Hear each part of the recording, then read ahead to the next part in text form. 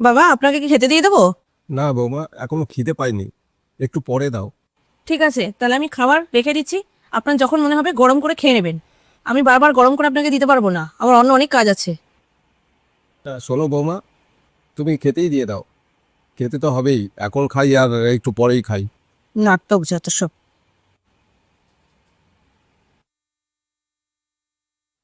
রাকেশ। হ্যাঁ বাবা, আসো।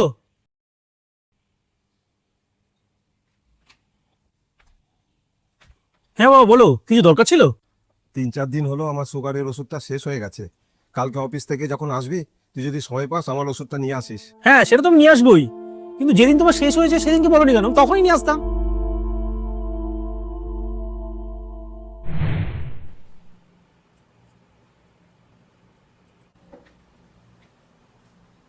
বৌমা, রাকেশকে অফিস থেকে আসার সময় বলো আমার সুগারের ওষুধটা শেষ হয়ে গেছে, ও যেন ওটা নিয়ে আসে।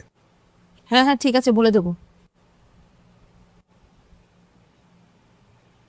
বলবো না ছাই, সবসময় পয়সা খরচা করানোর ধান্দা।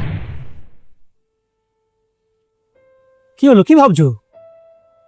না, আসলে আমারই খেয়াল ছিল না ওষুধ খেতে। তো আজকে যখন খেতে গেলাম তখন দেখি যে ওষুধটা শেষ হয়ে গেছে, নেই। ও আচ্ছা, ঠিক আছে, কালকে আমি নিয়ে আসবো।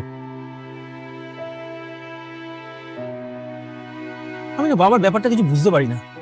আমার তো মনে হয় বাবা আমাদের সঙ্গে বোর হয়, সেই জন্য কিছু বলতে পারে না আমাদের। হ্যাঁ, বাবা বোর হবে না তো আর কি হবে বলো? তুমিও সারাদিন অফিসে থাকো আর এদিকে আমিও ঘরের কাজে বিজি থাকি। আর বাবা আমার সাথে কি বা কথা বলবে? কাজের কথা ছাড়া বাবা খুব একটা আমার সাথেও কথা বলে না। হ্যাঁ সেটাই, কিন্তু কি করবো বলো তো? কাজ ছেড়ে তো আমি সারাদিন বাবার জন্য বাড়িতে বসে থাকতে পারি না, কাজটাও তো দরকার। কথাটা তো তুমি ঠিকই বলেছো, তবে আমি একটা সলিউশন ভেবেছি। আচ্ছা, যদি আমরা বাবাকে বৃদ্ধাশ্রমে রেখে আসি তবে কেমন হয়? ওখানে তো বাবার এজের অনেক বন্ধু বান্ধব পাবে, আর বাবা ওখানে অনেক ভালোও থাকবে। এইটাই তো ঠিক কথা বলেছো, আর আমি তোমার থেকে এরকম জবাবই আশা করেছিলাম। মানে?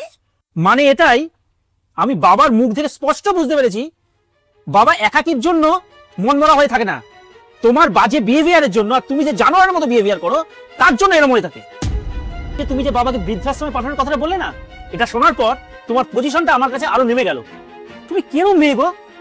একদিকে আমার বাবাকে আমার বাড়ি থেকে বের করে দেওয়ার কথা বলছো, আর তোমার নিজের বাবার চিকিৎসার জন্য আমার থেকে টাকা চাইছো। এরকম ভেদাভেদ কেন তোমার নিজের বাবা আর তোমার শ্বশুরের মধ্যে? বাস, অনেক হয়ে গেছে। তোমার নিজের বাবার চিকিৎসার টাকা তুমি অন্য কোথা থেকে জোগাড় করবে। আমি সেই মেয়ের জন্য একটা টাকাও খরচা করব না যে নাকি একজন বাবার থেকে তার ছেলেকে আলাদা করে দেওয়ার জন্য উঠে পড়ে লেগেছে।